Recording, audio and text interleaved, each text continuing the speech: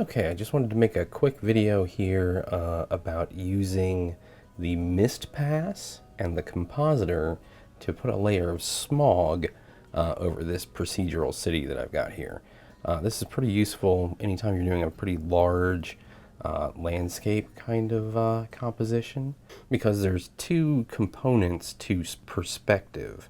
One is geometric perspective that we're getting. If I scroll back here, you can see these streets here as they recede into the distance.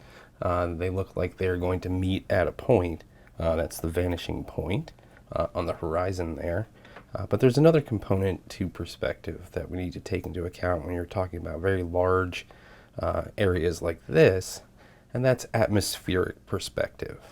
And so atmospheric perspective is basically the farther away something is, the more air that the light has to travel through in order to reach your eye or your camera. And because of that, then it has more chance to encounter dust or water vapor, things like that, that'll cause it to scatter and make it seem like things that are farther away then are hazier. So we want to create that effect using the mist pass and the compositor. So to do that, I've got this scene already set up here, so I'm just going to take you through what we're doing. And so I've got this free plane that I found online on Cinti Studios. And so I've got that imported here. And then I built this sort of procedural city generator using geometry nodes.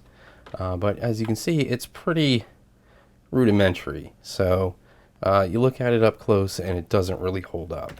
So adding the mist pass is also going to help sort of smooth out some of that that regularity that you're seeing with all of this repeated patterns and stuff. So to get this set up, we want to go over to the View Layer Properties panel and make sure that you have the mist checked.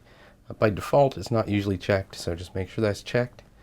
And then we want to go into the World Properties here, and you'll see the mist pass option is there when you have it checked. And for our purposes here today, we're going to set the start to 1 meter. So set the depth to 10,000 meters, and that's because I have the camera here set to have its end and clip at 1 meter and 10,000 meters. So just making that match up. In this case, that's going to work exactly what we want. So that's something you want to play with depending on the size of your scene. It just happens that those two things lined up for what we're going to do here today. So now what we want to do is go into the Compositing tab. And as you can see, I already have a node set up already put together here with our mist pass. Once you have the mist pass checked here, then you're going to get an option for mist on your render layers. And so then I've got the mist coming out, going into a color ramp. As you can see, I've fine-tuned this just a little bit. And then that goes into a color dodge node where I've got a little bit of sort of this very light orange. And then that's getting hooked up to the image output, going into an add node, adding in that mist and the standard image, and then we just got that going out to the viewer and the composite out. And so as you can see, I'm not seeing anything in the viewer right now. We just need to render real quick. So hitting F12, and you'll see how this ends up. All right, so there it is, rendered with the mist pass. So we'll do a couple of versions here just so you can see what the different pieces do.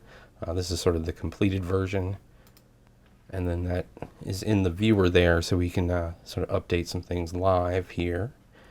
So let's say we just go from the color ramp directly into the add, and then you can see that it's very gray, and you don't get the sort of blurring effect on the horizon there. You get sort of a harsher horizon.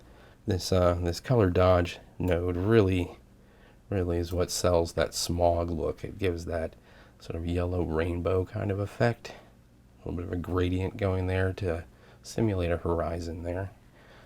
So I think that works pretty well. Just looking at the image just by itself, so let's just pull that out, stick that in the viewer. And you can see it's quite dull without the mist pass all hooked up. So a quick little trick that you can use to give a much more dramatic depth to your image, especially if you're using a doing sort of a large outdoor scene. This is a way that you can do that pretty quickly without having to spend too many resources on doing like volumetrics and stuff. And then here's a couple other renders that I've done using the mist pass for various effects. So you can see here the mist is most pronounced here on the edges. So then here's a couple of D&D maps that I made that use the mist pass just to fade the ground just a little bit, because there wasn't much going on there as far as texture and whatnot. If you enjoyed this tutorial, I have other tutorials in the works, so hit the subscribe button so you don't miss out on them. Alrighty, thanks for watching. Cheers.